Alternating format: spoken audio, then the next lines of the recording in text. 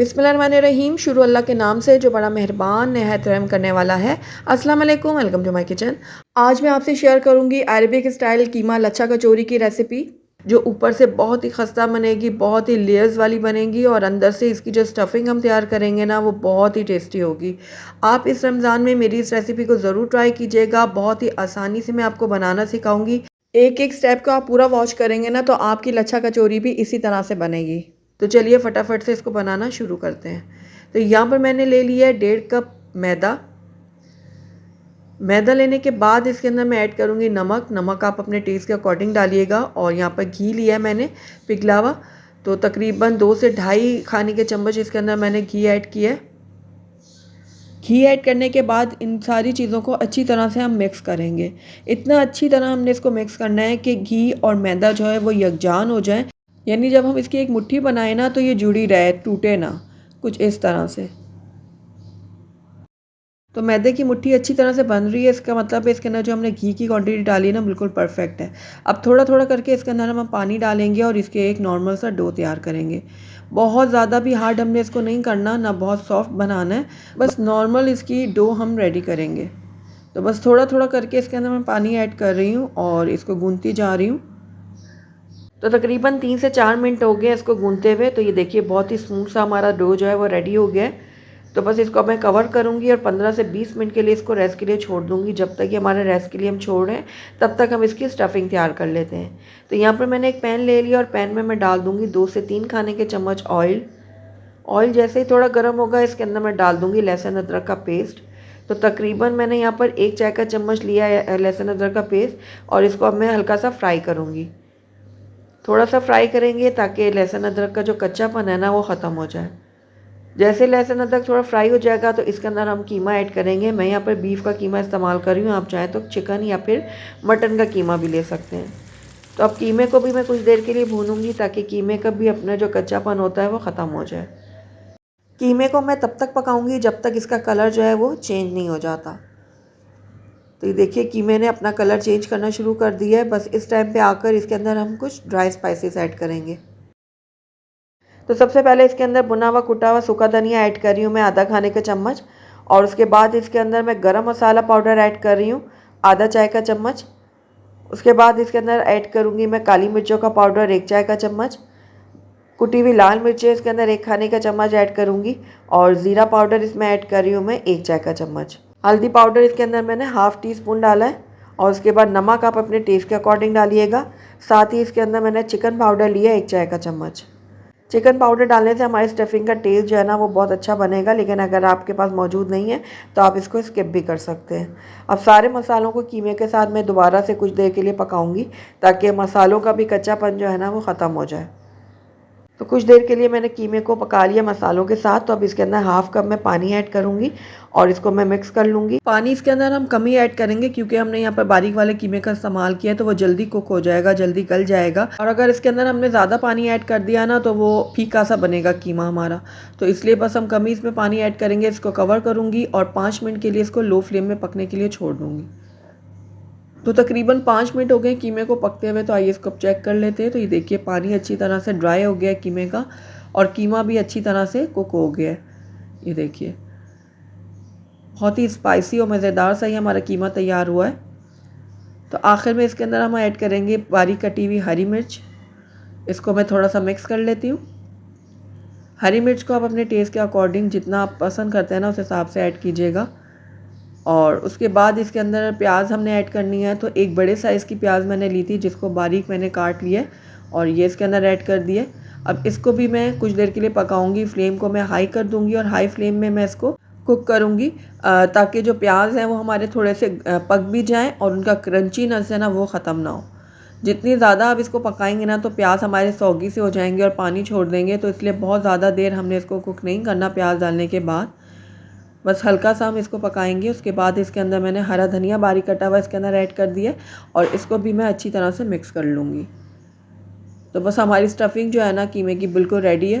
Flame को मैं बंद कर देती हूँ और इसको मैं थोड़ा ठंडा होने देती हूँ। जब तक ये ठंडा होता है ना, तब तक हम अपनी डो की तरफ चलते हैं। तो ये देखिए हमारी जो डो है ना, वो भी बिल्कुल रेडी हो चुकी है। तो बस इसको मैं निकाल लेती हूँ, किचन काउंटर के ऊपर रखूँगी और इसको थोड़ा सा नीट कर लूँगी। ताकि ये एक जैसी हो जाए। तो अब इसका एक बड़ा सा मैं पेड़ा तैयार करूँगी इस तरह से, और उसके बाद इसको मैं 4 हिस्सों में डिवाइड कर लूँगी। इक्वली हमने इसको डिवाइड करना है 4 हिस्सों में। ये देखिए इस तरह से।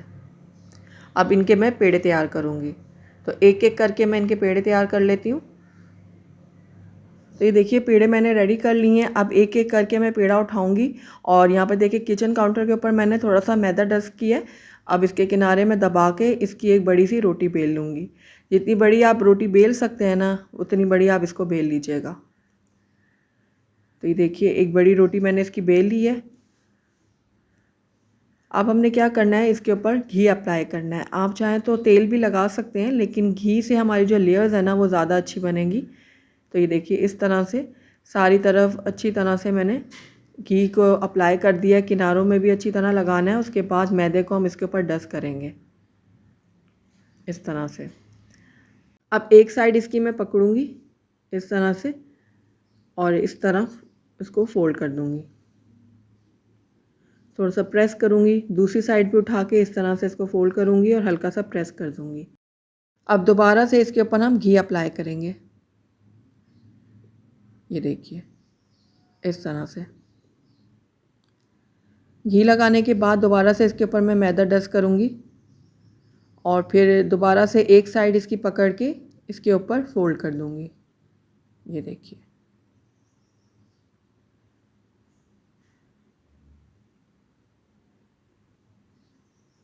अब इसके ऊपर हम दोबारा से घी लगाएंगे। थोड़ा सा हम इसको स्ट्रेच कर लेंगे इस तरह से। एक बार फिर से हम इसके ऊपर घी लगाएंगे इस तरह से, और उसके बाद इसके ऊपर मैं मैदा डस्ट कर लूँगी।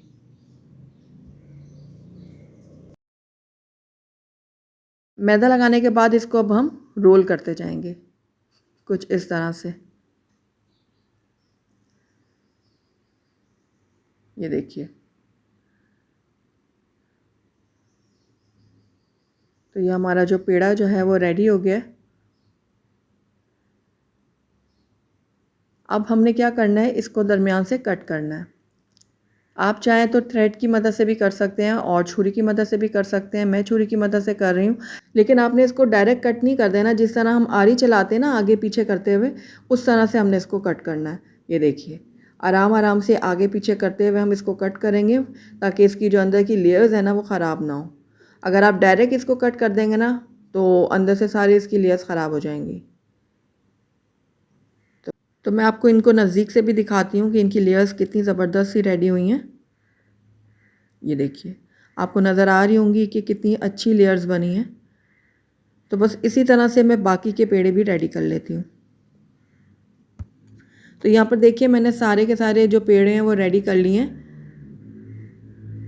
तो आइए अब हम अगले स्टेप की तरफ चलते हैं। तो यहाँ पर एक पेड़ा मैंने लिया है और इसको इस तरह से मैं रख के हल्का हल्का सा दबाऊंगी।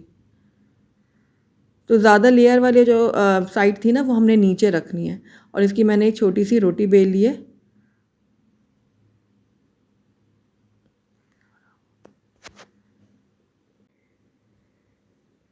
तो अब इसको मैं हाथों में लूँगी इस तरह से। जो ज़्यादा लेयर वाला हिस्सा है वो हम नीचे रखेंगे और कम लेयर वाले को ऊपर रखेंगे। अब इसके दरमियान में हम स्टफिंग डालेंगे। तो जितनी आपको पसंद है ना उस हिसाब से इसमें स्टफिंग डालिएगा, लेकिन ज़्यादा भी ओवरलोडेड मत करिएगा, वरना हमारी कचौरी जो है वो फट सकती है। तो बस ये ऊपर से लेते हुए ना इसका जो मुँह है मैं बंद कर दूँगी। जिस तरह पोटली को हम बंद करते हैं ना, उस तरह से इस तरह इकट्ठा करते हुए मैं इसके मुँह को बंद कर दूँगी। अच्छी तरह हमने सील करना है इसको। ये देखिए पोटली से मैंने बना ली, अच्छी तरह दबा दिया मैंने सारे मुंह को, और उसके बाद आखिर में इसको मैं हल्का सा प्रेस कर दूंगी। तो अच्छी तरह से आपने इसको सील करना है, वरना फ्राई करते वक्त सारी स्टफिंग बाहर आ जाएगी। तो ये देखिए ज़बरदस्त सी हमारी कचौरी जो है वो रेडी हो चुकी है। तो इसी तरह से मैंने सारी रेडी कर ली हैं, और ये आखिरी वाली मेरी कचौरी भी रेडी हो गई है।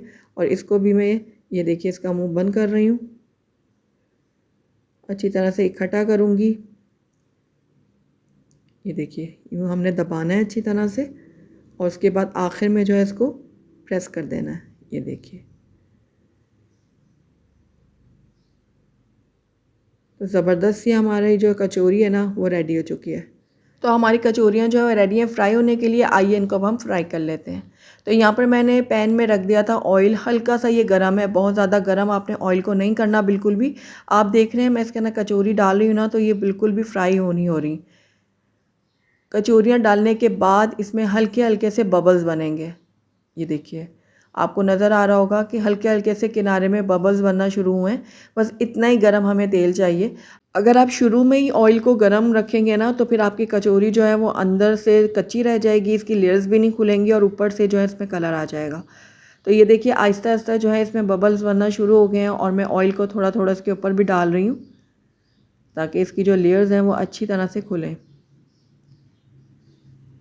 तो तकरीबन 7 से 8 मिनट लगेंगे कचौरी को फ्राई होने में और बहुत ही लो फ्लेम में हमने इनको फ्राई करना है। जब आप देखें कचौरियाँ जो हैं वो ज़रा ऊपर आने लगी हैं और ज़रा सा हल्का सा कलर आने लगा है इसमें, तो फिर आप फ्लेम को थोड़ा सा हाई कर लीजिएगा और उसके बाद इस तरह से हम उलटते पलटते इनको फ्राई करेंगे। जब तक ये गोल्डन और क्रिस्पी नहीं हो जाती ना, तब तक अब इनको फ्राई करेंगे।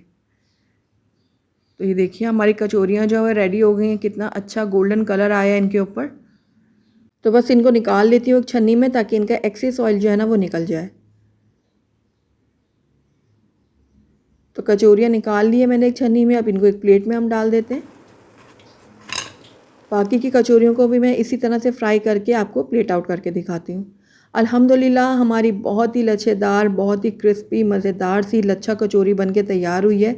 ऊपर से बहुत ही खस्ता बनी है, करारी बनी है और अंदर से जो हमने इसकी स्टफिंग तैयार की है ना, बहुत ही स्पाइसी और मज़ेदार है। तो आपने इस रमज़ान में मेरी इस रेसिपी को ज़रूर ट्राई करना है। मुझे पूरी उम्मीद है आपको और आपके घर वालों को, स्पेशली आपके मेहमानों को ये कचौरियाँ ज़रूर पसंद आएंगी।